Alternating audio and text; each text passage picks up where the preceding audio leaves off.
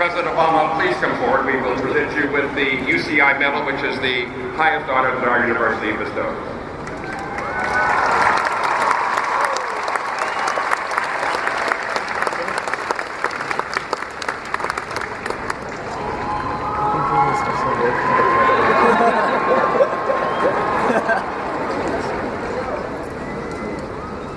And now, ladies and gentlemen, please welcome to the podium the President of the United States.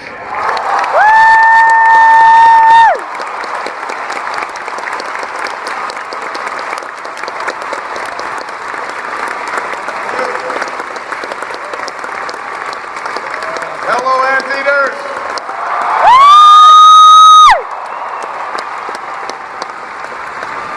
That is something I never thought I'd say. Please take a seat. To President Napolitano, which is a nice step up from Secretary.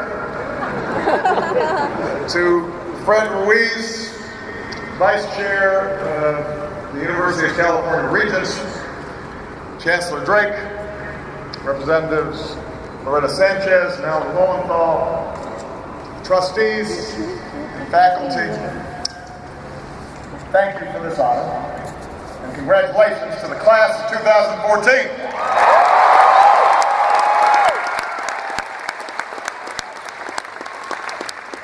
Now, let me begin by saying all of you had the inside track in getting me here. Because my personal assistant, Fariel, is a proud anteater.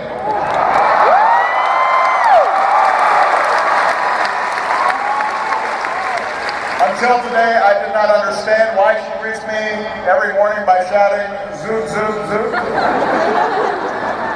It's been a little weird. But she explained it to me on the way here this morning. Because she is very proud to see her brother, Sina, graduate today as well. So graduates, obviously we're proud of you, but let's give it up for your proud family and friends and professors, because this is their day too.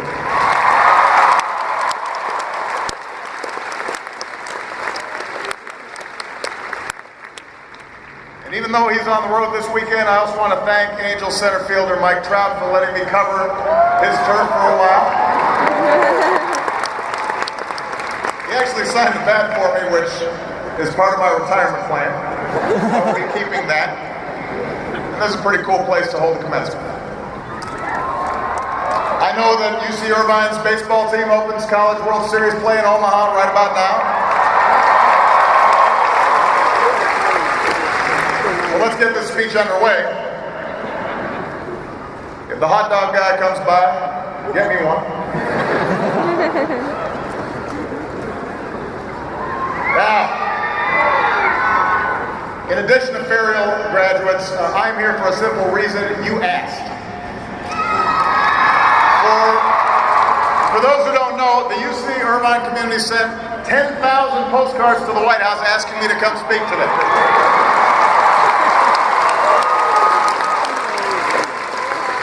Some tried to guilt me into coming.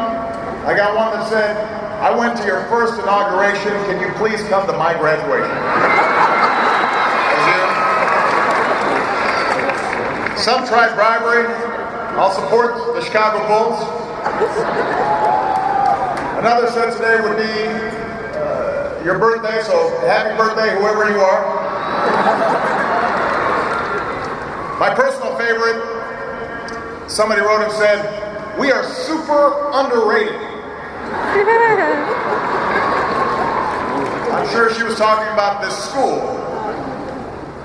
But keep in mind, you're not only the #1 university in America younger than 50 years old, you also hold the Guinness World Record for biggest water pistol fight. You're pretty excited about that.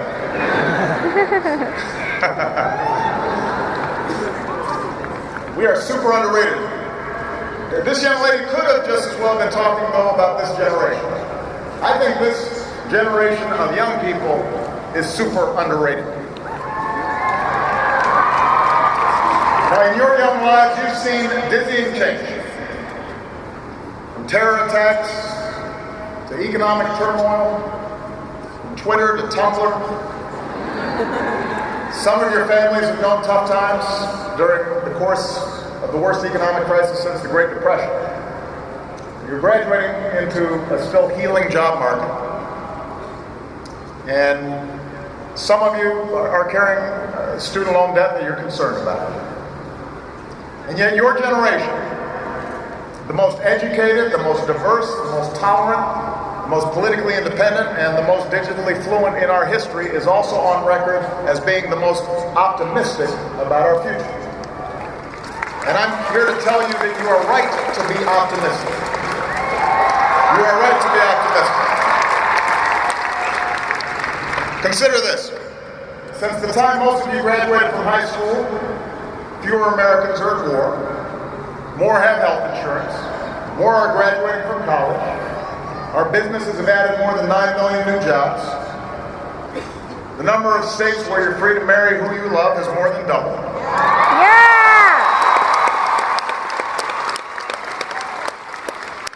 That's just some of the progress that you've seen while you've been studying here at UC Irvine. But we do face real challenges. Rebuilding the middle class and reversing inequalities rise. Reining in college costs. Protecting voting rights. Welcoming the immigrants and young dreamers who keep this country vibrant. Stemming the tide of violence that guns inflict on our schools. We've got some big challenges. And if you're fed a steady diet of cynicism that says nobody's trustworthy and nothing works and there's no way we can actually address these problems, then the temptation is to just go it alone, to look after yourself and not participate in the larger project of achieving our best vision of America. And I'm here to tell you, don't believe the cynicism. Guard against it. Don't buy into it. Today I want to use one case study to show you that progress is possible and perseverance is critical. I want to show you how badly we need you, both your individual voices and your collective efforts, to give you the chance you seek to change the world and maybe even save it. I'm going to talk about one of the most significant long-term challenges that our country and our planet faces. The growing threat of a rapidly changing climate. Now, this isn't a policy speech, I understand it's a commencement, and I already delivered a long climate address last summer. I remember because it was 95 degrees, and my staff had me do it outside, and I was pouring with sweat as a visual aid. And since this is a very educated group, you already know the science. Burning fossil fuels releases carbon dioxide. Carbon dioxide traps heat. Levels of carbon dioxide in our atmosphere are higher than they've been in 800,000 years. We know the trends. The 18 warmest years on record have all happened since you graduates were born. We know what we see with our own eyes. Out west, firefighters brave longer, harsher wildfire seasons. States have to budget for that. Mountain towns worry about what smaller snowpacks mean for tourism. Farmers and families at the bottom worry about what it will mean for their water. In cities like Norfolk and Miami, streets now flood frequently at high tide. Shrinking ice caps have National Geographic making the biggest change in its atlas since the Soviet Union broke apart. So the question is not whether we need to act. The overwhelming judgment of science, accumulated and measured and reviewed over decades, has put that question to rest. The question is whether we have the will to act before it's too late. Or if we fail to protect the world we leave, not just to my children, but to your children and your children's children, we will fail one of our primary reasons for being on this world in the first place. And that is to leave the world a little bit better for the next generation. Now the good news is you already know all this. UC Irvine set up the first Earth System Science Department in America.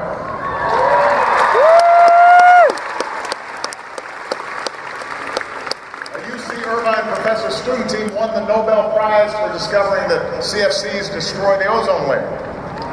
A UC Irvine glaciologist work led to one of last month's reports showing one of the world's major ice sheets in irreversible retreat. Students and professors are in the field working to predict changing weather patterns, fire seasons, water tables, working to understand how shifting seasons affect global ecosystems, to get zero-emission vehicles on the road faster, to help coastal communities adapt to rising seas. And when I challenge colleges to reduce their energy use 20% by 2020, UC Irvine went ahead and did it last year. Done. Woo!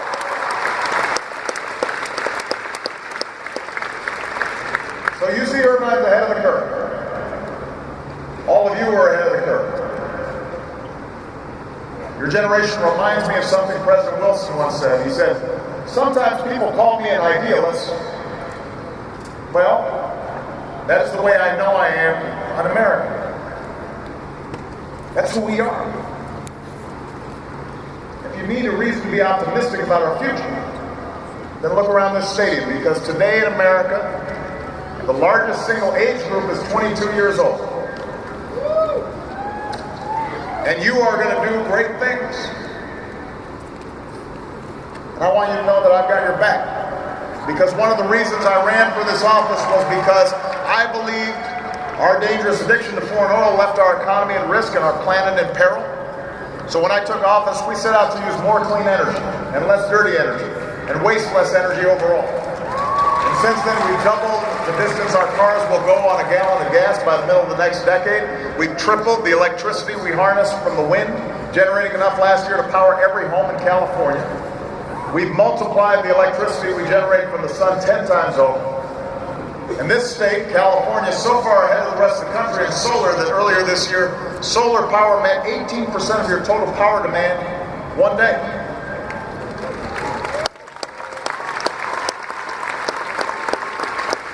The bottom line is America produces more renewable energy than ever. More natural gas than anyone. For the first time in nearly 2 decades, we produce more oil here at home than we buy from other countries. And these advances have created jobs and grown our economy and helped cut our carbon pollution to levels not seen in about 20 years. Since 2006, no country on earth has reduced its total carbon pollution by as much as the United States of America.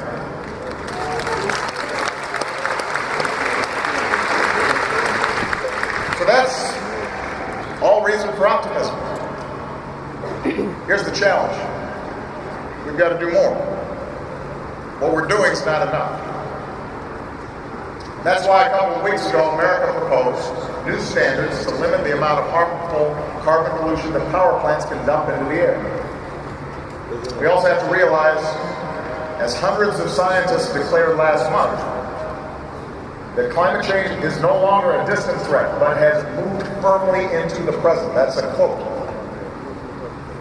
In some parts of the country, weather-related disasters like droughts and fires and storms and floods are going to get harsher, and they're going to get costly. And that's why today I'm announcing a new $1 billion competitive fund to help communities prepare for the impacts of climate change and build more resilient infrastructure across the country.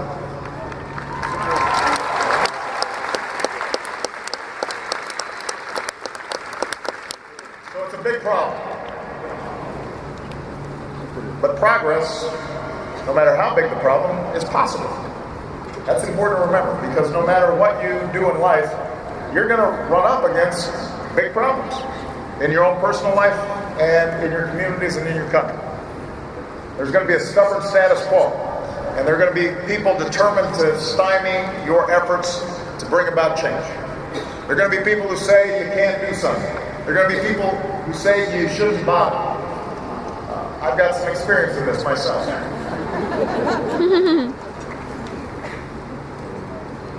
Now, part of what's unique about climate change, though, is the nature of some of the opposition to action.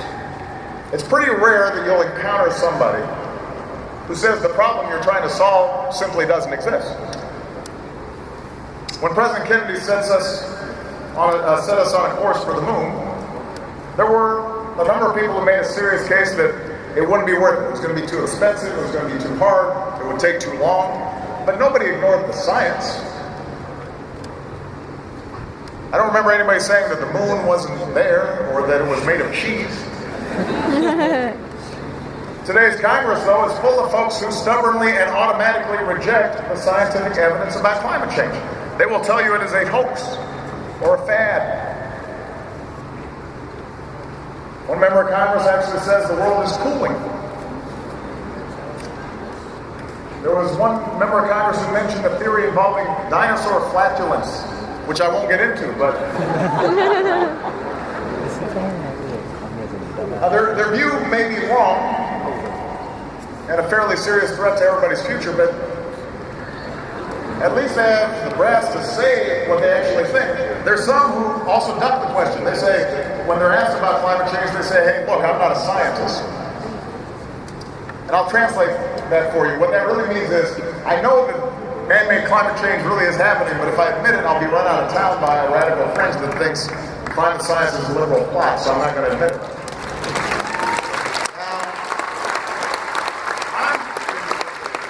I'm not a scientist either, but we've got some really good ones at NASA. I do know that the overwhelming majority of scientists who work on climate change, including some who once disputed the data, have put that debate to rest. The writer Thomas Friedman recently put it to me this way. We were talking, he says, your kid is sick. You consult 100 doctors. 97 of them tell you to do this. 3 tell you to do that. And you want to go with the 3? The fact is, this should not be a partisan issue. After all, it was Republicans who used to lead the way on new ideas to protect our environment. It was Teddy Roosevelt who first pushed for our magnificent national parks. It was Richard Nixon who signed the Clean Air Act and opened the EPA. George H.W. Bush, a wonderful man who at 90 just jumped out of a plane in a parachute, said that human activities are changing the atmosphere in unexpected and unprecedented ways. John McCain and other Republicans publicly supported free market-based cap-and-trade bills to slow carbon pollution just a few years ago, before the Tea Party decided it was a massive threat to freedom and liberty. These days, unfortunately, nothing's happening. Even minor energy efficiency bills are killed on the Senate floor. And the reason is because people are thinking about politics instead of thinking about what's good for the next generation. What's the point of public office if you're not going to use your power to help solve problems? Woo!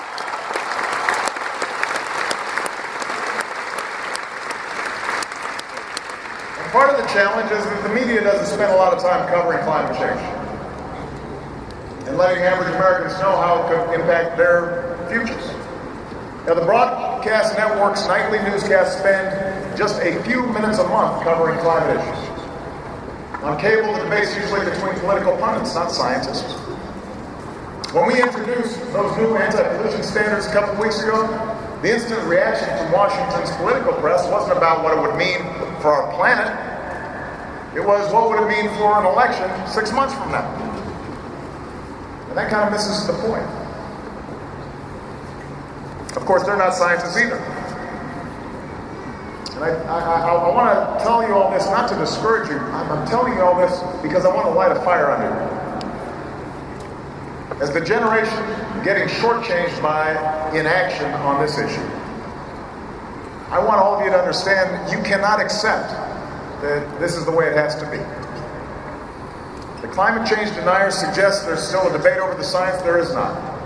Talking heads on cable news suggest public opinion is hopelessly deadlocked. It is not. 7 in 10 Americans say global warming is a serious problem. 7 in 10 say the federal government should limit pollution from our power plants. And of all the issues in a recent poll asking Americans where we think we can make a difference, protecting the environment came out on top. So we've got potentially on our side. We can do this. We can make a difference. You can make a difference.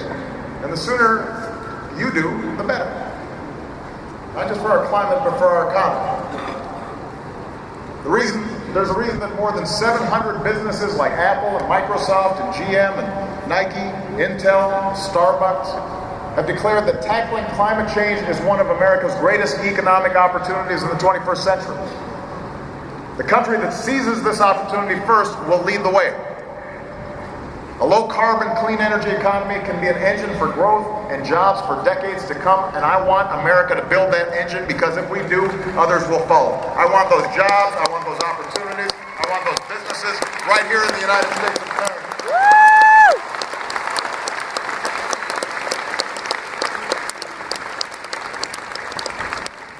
Developing countries are using more and more energy, and tens of millions of people are entering the global middle class, and they want to buy cars and refrigerators. So if we don't deal with this problem soon, we're going to be overwhelmed. These nations have some of the fastest rising levels of carbon pollution. They're going to have to take action to meet this challenge. They're more vulnerable to the effects of climate change than we are. They've got even more to lose, but they're waiting to see, what does America do? That's what the world does. It waits to watch us act. And when we do, they move. And I'm convinced that on this issue, when America proves what's possible, then they're going to join us. And America cannot meet this threat alone. Of course, the world cannot meet it without America. This is a fight that America must lead. So I'm going to keep doing my part for as long as I hold this office, and as long as I'm a citizen once out of office. But we're going to need you, the next generation, to finish the job. We need scientists to design new fuels. We need farmers to help grow. We need engineers to invent new technologies. We need entrepreneurs to sell those technologies. We need workers to operate assembly lines that hum with high-tech, zero-carbon components. We need builders to hammer into place the foundations for a clean energy age. We need diplomats and businessmen and women and Peace Corps volunteers to help developing nations skip past the dirty phase of development and transition to sustainable sources of energy. In other words, we need you. We need you. And if you believe, like I do, that something has to be done on this, then you're going to have to speak out. You're going to have to learn more about these issues. You're going to have to... Even if you're not like Jessica and an expert, you're gonna have to work on this. You're gonna have to push those of us in power to do what this American moment demands. You've got to educate your classmates and colleagues and family members and fellow citizens and tell them what's at stake.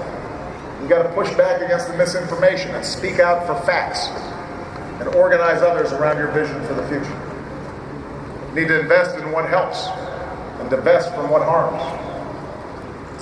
You've got to remind everyone who represents you at every level of government that doing something about climate change is a prerequisite for your vote. Now, it's no accident that when President Kennedy needed to convince the nation that sending Americans into space was a worthy goal, he went to a university. That's where he started. Because a challenge as big as that, as costly as that, as difficult as that, requires a spirit of youth. It requires a spirit of adventure. A willingness to take risks. It requires optimism. It requires hope. That day a man told us we'd go to the moon within a decade. And despite all the naysayers, somehow we knew as a nation that we'd build a spaceship and we'd meet that goal. That's because we're Americans, and that's what we do. Even when our political system is consumed by small things, we are a people called to do big things. Progress on climate change is a big thing. Progress won't always be flashy. It'll be measured in disasters averted and lives saved and a planet preserved and days just like this one 20 years from now, 50 years from now, and 100 years from now. But can you imagine a more worthy goal, a more worthy legacy than protecting the world we leave to our children? So I ask your generation to help leave us that legacy. I ask you to believe in yourselves and in one another, and above all, when life gets you down or somebody tells you you can't do something, to believe in something better. There are people here who know what it means to dream. When Muhammad Abedi was born, the suffering he saw in refugee camps in Lebanon didn't drive him into despair. It inspired him to become a doctor. And when he came to America, he discovered a passion for engineering. So here at UC Irvine, he became a biomedical engineer to study the human brain. And Muhammad said, I had never come to the United States. Had I never come to the United States, I would have never had the ability to do the work that I'm doing. He's now going to Caltech to keep doing that work. Cynthia Flores is the daughter of a single mom who worked as a seamstress and a housekeeper. The first in her family to graduate from high school. The first in her family to graduate from college. And in college, she says, I learned about myself that I was good at advocating for others and that I was argumentative. So maybe I should go into law school. And today, Cynthia is the first in her family to graduate from law school. She plans to advocate for the rights of workers like her mom. She says, I have the great privilege and opportunity to answer the call of my community. The bottom line, she says, is being of service. On 9/11, Aaron Anderson was a sophomore in college. Several months later, he was in training for Army Special Forces. He fought in Afghanistan, and on February 28, 2006, he was nearly killed by an IED. He endured dozens of surgeries to save his legs. Months of recovery at Walter Reed. When he couldn't physically return to active duty, he devoted his time to his brothers in arms, starting 2 businesses with fellow veterans and a foundation to help fellow wounded Green Beret soldiers. And then he went back to school. And last December, he graduated summa cum laude from UC Irvine. Aaron is here today along with 4 soon-to-be commissioned ROTC cadets and 65 other graduating veterans.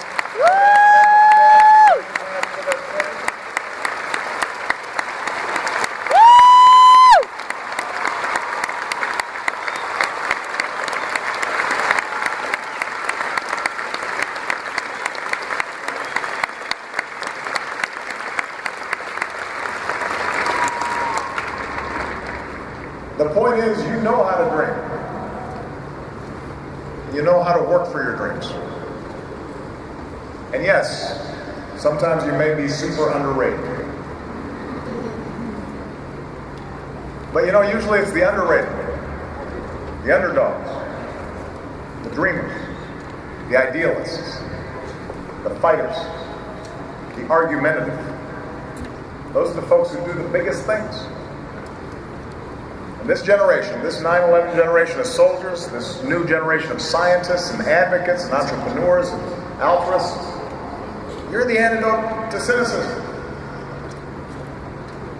Doesn't mean you're not going to get down sometimes. You will. You'll know disillusionment. You'll experience doubt. People will disappoint you by their actions. But that can't discourage you. Cynicism has never won a war, or cured a disease, or started a business, or fed a young mind, or sent men into space. Cynicism is a choice. Hope is a better choice. Hope is what gave young soldiers the courage to storm a beach and liberate people they never met. Hope is what gave young students the strength to sit in and stand up and march for women's rights and civil rights and voting rights and gay rights and immigration rights. Hope is the belief against all evidence to the contrary that there are better days ahead and that together we can build up the middle class, reshape our immigration system, and shield our children from gun violence and shelter future generations from the ravages of climate change. Hope is the fact that today, the single largest age group in America is 22-year-olds who are all just itching to reshape this country and reshape the world, and I cannot wait to see what you do tomorrow. Congratulations.